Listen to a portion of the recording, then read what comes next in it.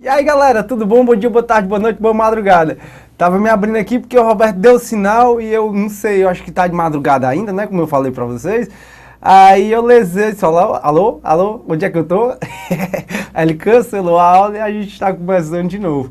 Então turma, bora lá, a gente tá conversando sobre a aplicação da lei penal.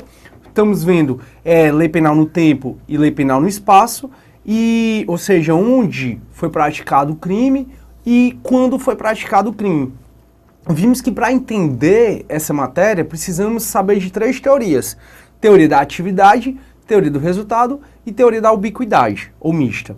A teoria da atividade ela leva em consideração onde houve a ação ou omissão, não importa onde houve o resultado.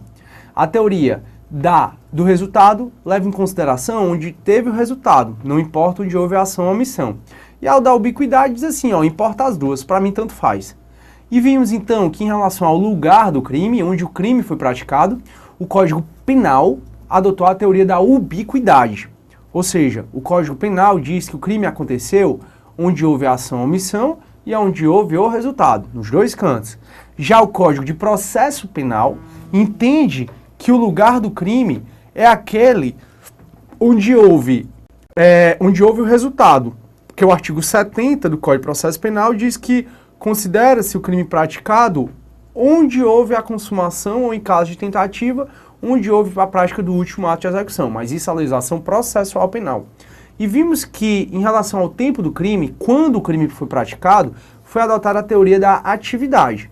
Aí finalizamos a aula vendo que, em relação à inimputabilidade por doença mental, que está no artigo 26 caput, é isento de pena aquele que por doença mental, desenvolvimento mental incompleto ou retardado, era ao tempo da ação ou da omissão inteiramente incapaz de entender o caráter ilícito do fato.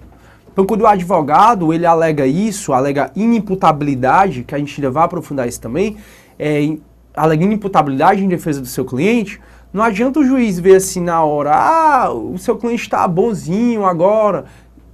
Tem que ver se na época do crime, na época da ação ou da omissão, ele era inteiramente incapaz de entender o caráter ilícito do fato. E outra variação, turma, dessa matéria que eu queria ver com vocês é em relação à prescrição. Estou trazendo vários elementos, turma, para que vocês já possam diferenciar um do outro. Porque, por exemplo, o que eu falei agora sobre inimputabilidade, a gente vai ver inimputabilidade, acho que daqui a uns 20 aulas. 15, 20 aulas. E aí, se eu falasse, inimputabilidade, foi adotada a teoria da ação, talvez você não se lembre tanto da aula de hoje. Por isso que eu gosto, turma, de ensinar mostrando a diferença entre os ordenamentos jurídicos, entre os institutos jurídicos. Então, turma, tempo do crime, atividade, lugar do crime, ubiquidade. Só que o lugar do crime lá no Código de Processo Penal é resultado. Turma, inimputabilidade é considerada atividade, só para você ir logo percebendo. Em relação à prescrição, e a gente vai ver ainda o que é prescrição, que é a extinção da punibilidade pelo decurso do tempo, o início da prescrição considera-se o termo inicial da prescrição, como regra, quando o crime foi consumado ou em caso de tentativa, quando foi praticado o último ato de execução. Então a prescrição, ela vai ser considerada, o termo inicial dela, quando o crime foi consumado ou em caso de tentativa, quando foi praticado o último ato de execução. Em outras palavras, de acordo com o artigo 111 do Código Penal, e o 111 é quando fala o termo inicial da prescrição, o termo inicial da prescrição foi adotada como regra a teoria do resultado. Ou seja, o termo inicial da prescrição é quando houve a consumação ou em caso de tentativa, quando foi praticado o último ato de execução. Perfeito. E falando um pouco mais de lugar do crime, quando o crime aconteceu, nós vimos que onde o crime aconteceu, nós vimos que lugar do crime, tanto onde houve a ação ou omissão, como onde houve o resultado. E aí tem dois conceitozinhos que eu quero que vocês saibam, que é o crime à distância e o delito plurilocal. O crime à distância é aquele, turma, em que se inicia no país, no Brasil, e tem um resultado no estrangeiro, ou vice-versa. se inicia no estrangeiro ou tem um resultado e deveria ter tido o resultado no Brasil. Então, o crime à distância é aquele que envolve mais de um ordenamento jurídico. Começa num país e consome em outro, ou então começa no outro país e consuma aqui no Brasil, ou deveria consumar-se aqui no Brasil. Crime à distância é matéria de processo penal. Só que eu trago aqui para que você possa já ir se familiarizando com essa matéria. O crime à distância, ele é adotada a teoria mista ou da ubiquidade também. Então, ou seja, o crime, se começou no estrangeiro e produziu o resultado no Brasil, onde aconteceu o crime? Aonde aconteceu o resultado no Brasil. Agora, se o crime começou no Brasil e terminou no estrangeiro, onde aconteceu o crime? Onde foi praticado aqui no Brasil o último ato de execução. Então, assim, foi adotada em relação a crime à distância a teoria da ubiquidade, como você vai ver nos parágrafos do artigo 70 do Código de Processo Penal, com o professor de processo penal. E o delito plurilocal é aquele que envolve mais de uma cidade. Então, o delito plurilocal é aquele que, por exemplo, foi sequestrado aqui em Fortaleza, foi para o Eusébio, do Eusébio caminhou para Jericoacoara, uma das praias mais lindas do mundo. Veja que o delito passou por 3 cidades. Quando o delito passa por mais de uma cidade, a gente diz que ele é um delito plurilocal. Professor, mas isso pode cair só em processo penal? Não, pode cair em penal para você conceituar, como já caiu. Para você conceituar, saber se você sabe o conceito de cada um desses institutos. O crime à distância e o delito plurilocal. Perfeito. Agora a gente vai resolver exercícios. Professor, mas eu estou vendo aí que tem o artigo 5º territorialidade. Pois é. Depois dos exercícios, eu vou voltar para o artigo 5º caput e vou voltar para os parágrafos do artigo 5º que estão lá nos slides mais para frente. É só para não começar a territorialidade e de repente resolver exercício e depois voltar para a territorialidade. Então essa parte aqui a gente vai explicar daqui a pouco. Bora resolver uns exercíciozinhos para ver se vocês estão fera e até para poder aliviar mais, porque às vezes matéria fica um pouco cansativo. Vamos lá. Questão da Prefeitura de Belo Horizonte. Beijo aí pra galera de Belo Horizonte. Adoro Belo Horizonte. Já fui pra Minas Gerais, acho que umas 6, 7 vezes. Que eu adoro mesmo esse estado. Lindo, lindo, lindo demais. E os mineiros são tudo gente boa, do maior valor. Bora lá. Primeiro, um dos princípios basilares do direito penal moderno e fundamental no Estado Democrático de Direito é o princípio da legalidade ou da reserva legal. Lembra lá, artigo 1º que a gente aprofundou? Previsto no artigo 5º, inciso 39 da Constituição Federal. Como consequência da adoção desse princípio, pode-se dizer, item A, que se o legislador deixar de observar o princípio da taxatividade, a lei penal será considerada inconstitucional. Turma, essa já está correta. O item A já está correto. O que é esse princípio da taxatividade? Turma, o princípio da taxatividade, ele é decorrência do princípio da legalidade. Outra decorrência, professor, é outra decorrência. E isso aí você já sabe, porque a gente falou assim, não há crime sem lei que o defina. Isso significa que os crimes são só aqueles que são definidos, que são taxados pelo legislador como crime. Em outras palavras, só é crime se o legislador definir como crime. Não dá para você dizer que uma conduta que não é definida como crime, ela é crime. Se uma conduta não está na lei como crime, não dá para você dizer que ela é crime. Por exemplo, vocês sabiam que fraude eletrônica a concurso público até o final de 2010, até o final de 2011, ela não era considerada crime? Vocês sabiam quantos vestibulares de medicina, quantos vestibulares de direito, quantos concursos públicos foram fraudados e a galera não cometia crime nenhum? Até que no final de 2011 veio uma lei e colocando fraude eletrônica a concurso público como crime. Agora, só virou crime quando surgiu essa lei definindo como crime. Em outras palavras, o princípio da taxatividade, ele vai dizer assim, só é crime o que está taxado pelo legislador como crime. Não existem outros crimes, senão o que estão taxados pelo legislador como crime. E professor, o que mais que esse princípio diz? Turma, esse princípio, além de dizer que é taxativo o crime, ele diz também, turma, que o crime deve ser perfeitamente definido na lei como crime. Lembram lá que a gente falou de norma penal em branco, de tipo penal aberto? Pois é, norma penal em branco, lembra, é constitucional. Não esqueça disso, pelo amor de Deus. E a gente falou de... pronto, vamos lá. Então, o princípio da taxatividade, ele diz que tem que a lei ser definida, além de a lei definir como crime, esse crime tem que ser definido perfeitamente.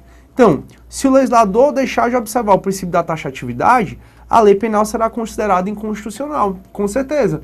Não pode o legislador supor que uma conduta é criminosa sem que haja uma lei definindo aquela conduta criminosa como crime.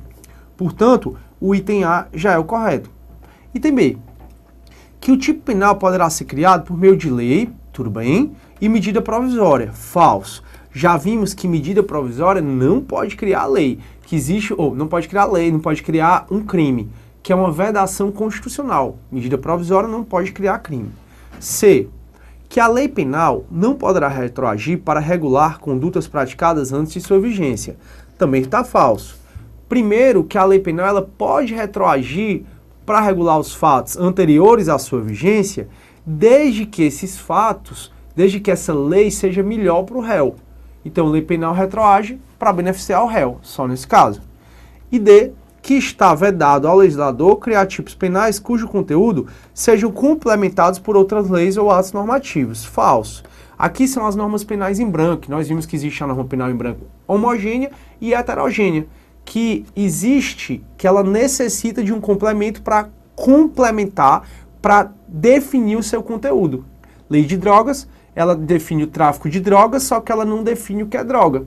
O que é que vai ser droga? Uma portaria do Ministério da Saúde dizendo o que é droga. Então a lei penal em branco, ela é sim constitucional, como nós já vimos. Beleza, resolvida essa questão. Segunda. A segunda questão, meus amigos, vai dizer assim, ó. A lei estrita, desdobramento do princípio da legalidade, veda o emprego. Bora lá. Turma, vou começar de baixo para cima. A lei estrita, ela veda o princípio veda o emprego da jurisprudência? Falso. Falso por quê? Porque a jurisprudência é um conjunto de decisões judiciais. O juiz, toda vida, de acordo com 93, inciso 11 da Constituição Federal, toda decisão judicial deve ser motivada. Então, de acordo com o artigo 93, inciso 11 da Constituição Federal, toda decisão judicial deve ser motivada. Motivada significa fundamentada, significa explicado o porquê. E o juiz, para juntar a sua fundamentação, para fundamentar a sua decisão, ele pode sim utilizar de jurisprudência.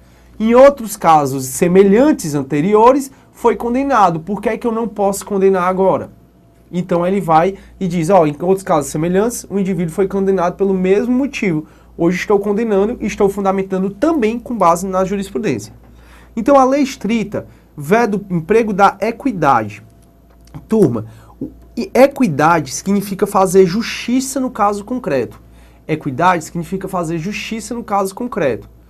O juiz, ele deve ser permeado pela equidade, ou seja, fazendo justiça no caso concreto. A analogia, aliás, a lei estrita veda a aplicação dos princípios gerais do direito, também está falso. Nós vimos que no caso de lacuna da lei, o juiz vai utilizar os costumes, os princípios gerais do direito. Então, no caso da lei, no caso de ausência da lei, o juiz vai utilizar os costumes, vai utilizar os princípios gerais do direito. A analogia, aliás, a lei estrita, desdobramento do princípio da legalidade, veda o emprego dos costumes. Turma, não é vedado o emprego dos costumes. Na realidade, o que se vai acontecer na analogia, na lei estrita, ela vai vedar a analogia. Mas ela vai vedar a analogia para piorar a condição do réu. Ou seja, o que é a analogia? Analogia, meus queridos amigos, é você pegar um instituto, um crime, por exemplo, e aplicar analogamente a outra situação que não é definida como crime. Imagina a seguinte situação. Antigamente, existia o crime de adultério, como a gente já falou. E o adultério era o indivíduo ser casado e pular a cerca e trair. Estava no 240 do Código Penal. Dava para o legislador dizer assim, aliás, para o juiz dizer assim, ora, se a união estável é equiparada ao casamento e você ser casado pular a cerca é crime, você está na união estável, pular a cerca também é crime. Dá para você fazer essa analogia? Não dá. Agora, eu acho essa questão, pessoalmente, muito mal feita e muito tendenciosa. Porque, muito embora não se possa aplicar analogia, não pode aplicar analogia para piorar a situação do réu. É perfeitamente sim possível aplicar analogia para beneficiar o réu. E dou vários exemplos. Imagina, turma, o crime de favorecimento pessoal. O crime de favorecimento pessoal, que está lá no artigo 349 do Código Penal, é você esconder a pessoa, o indivíduo que está sendo perseguido pela autoridade policial. Então o Roberto chega aqui no EVP e diz, rapaz, deixa eu me esconder aqui porque a polícia está atrás de mim. Aí eu disse, vem Roberto, esconde aqui. Aí ele se esconde, vem a polícia aqui e pergunta, você viu algum indivíduo? Aí mostra a foto do Roberto. Disse, não, doutor, não vi não. Nesse caso, você esconde o autor de crime da ação de uma autoridade, isso é favorecimento pessoal. Só que nos parágrafos do 349 é dito que se quem fizer isso for família, não comete crime. Por exemplo, se quem fizer esconder o autor de crime for a mãe, o pai, o irmão, o cônjuge, não comete crime, fica isento de pena. Porque você não pode obrigar a mãe, o irmão, o cônjuge a entregar o autor de crime, né, o seu irmão. Agora, vamos supor que quem esconde o autor de crime seja o companheiro do criminoso. Nesse caso, não pode aplicar analogia, não. Então, a mulher e o cara, eles não são casados, mas eles vivem em união estável. Aí vem o marido correndo, o companheiro correndo, e ela esconde ele. Quando chegar a polícia, ela fala, olha, eu não vi ninguém aqui, não sei nem quem é. Será que não dá para usar analogia para beneficiar essa indivídua? Não dá para beneficiar essa sujeita, esse indivíduo, melhor dizendo, esse indivíduo? Lógico que dá.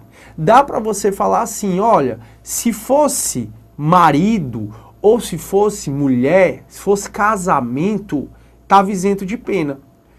Como a união estável ela é equiparada ao casamento, e com a união estável, ela, além de ser equiparada ao casamento, como eu estou fazendo uma analogia para beneficiar o réu, a companheira desse indivíduo que ela escondeu, ela pode ser sim beneficiada pela analogia. Então essa questão eu pessoalmente acho ela totalmente passível de anulação, justamente porque a resposta deveria ser analogia para prejudicar o réu. Massa. Então bora continuar. Terceira.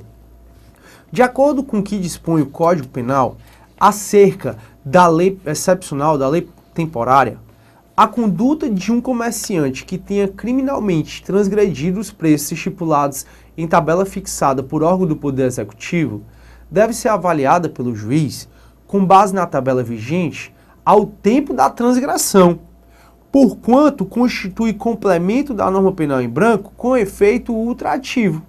Turma, essa aí está correta. Está falando que, em relação à lei excepcional ou lei temporária, deve ser analisado pelo juiz o preço vigente ao tempo da transgressão. Ou seja, durante o período em que a lei excepcional ou lei temporária estava vigorando. Durante esse período que ela estava vigendo. Portanto, essa terceira, ela está correta. Quarta questão.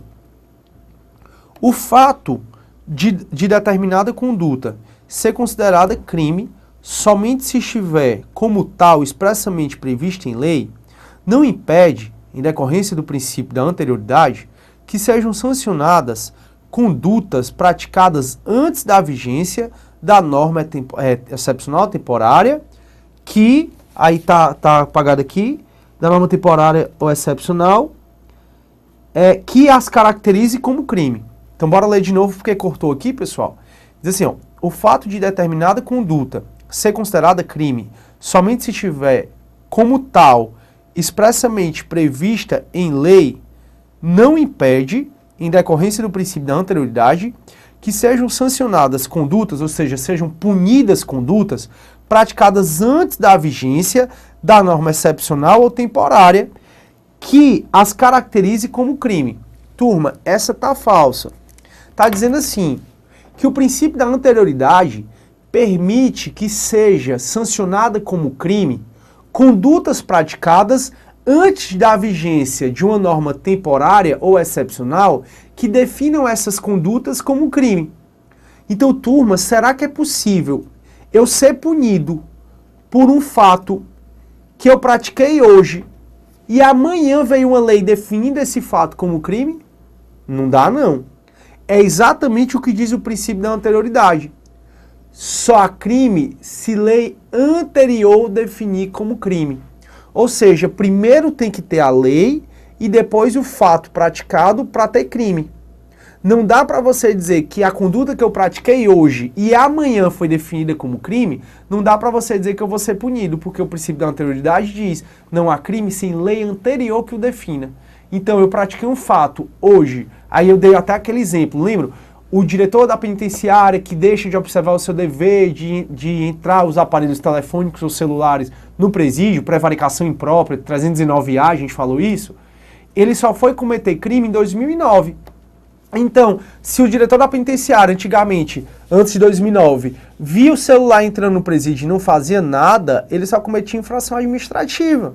Não dá para dizer que porque em 2009 veio esse crime, que essas condutas do diretor da penitenciária, que ele praticou em 2008, em 2007, até vir essa lei, são criminosas. Não, só vai ser criminosa daquela lei em diante. Por isso que essa quarta questão está errada. Quinta questão. Sobre a aplicação da lei penal e da lei processual penal, assinale a opção incorreta. Item A. O dispositivo constitucional que estabelece que a lei não retroagirá, salvo para beneficiar o réu, aplica-se à lei penal e à lei processual penal. Tá falsa. Essa, turma, já é errada. Então, porque ela tá errada, ela tá correta, porque a gente está procurando a incorreta. Turma, o dispositivo que diz que a lei não retroage, salvo para beneficiar o réu, só vale para a lei penal. Não vale para a lei processual penal. Portanto, está errada. Nós já vimos, eu até já revisei, que a lei processual penal ela é regida pelo tempus resti actum. Ou seja, a lei processual penal ela vai incidir no momento da prática, a lei vigente no momento da prática do ato processual. Ela não se preocupa se é boa ou se é ruim para o réu. Até deu o caso dos Nardoni, citei o caso dos Nardoni, no caso do protege por novo júri. B de bola. Lei penal que substitua outra e que favoreça o agente aplica-se aos fatos anteriores à sua entrada em vigor, ainda que decididos por sentença condenatória com trânsito em julgado.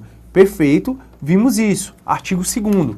O artigo 2º diz que se a lei penal de qualquer forma beneficia o agente, ela retroage para beneficiar o réu, ainda que haja sentença penal condenatória com trânsito em julgado. Aí até a gente falou, por exemplo, da abolício crimes. Se eu fui condenado por adultério até 2005 e transitou em julgado, aí veio uma lei posterior dizendo que adultério não é mais crime, essa lei posterior, por ser mais benéfica, ela retroage e beneficia o réu alcançando todos os fatos que foram praticados. Ou seja, é como se o cara não praticasse crime mais nenhum. Ele volta a ser primário e volta a ter bons antecedentes. Então, lei penal, ela retroage para beneficiar o réu, ainda que haja sentença penal condenatória com trânsito em julgado. Ainda que haja sentença penal com trânsito em julgado. 6 de casa. Os atos processuais realizados sobre a vigência de lei processual anterior são considerados válidos mesmo após a revogação da lei. Tá correto, turma. Tá dizendo assim, se um ato processual penal foi praticado sobre a égide de uma lei anterior e essa lei é revogada, esse ato processual é considerado válido. Em nome da segurança jurídica. Isso aí você vai aprofundar mais com o professor de processo penal. Desde dado, as normas processuais penais têm aplicação imediata, ainda que o fato que deu origem ao processo seja anterior à entrada em vigor dessas normas.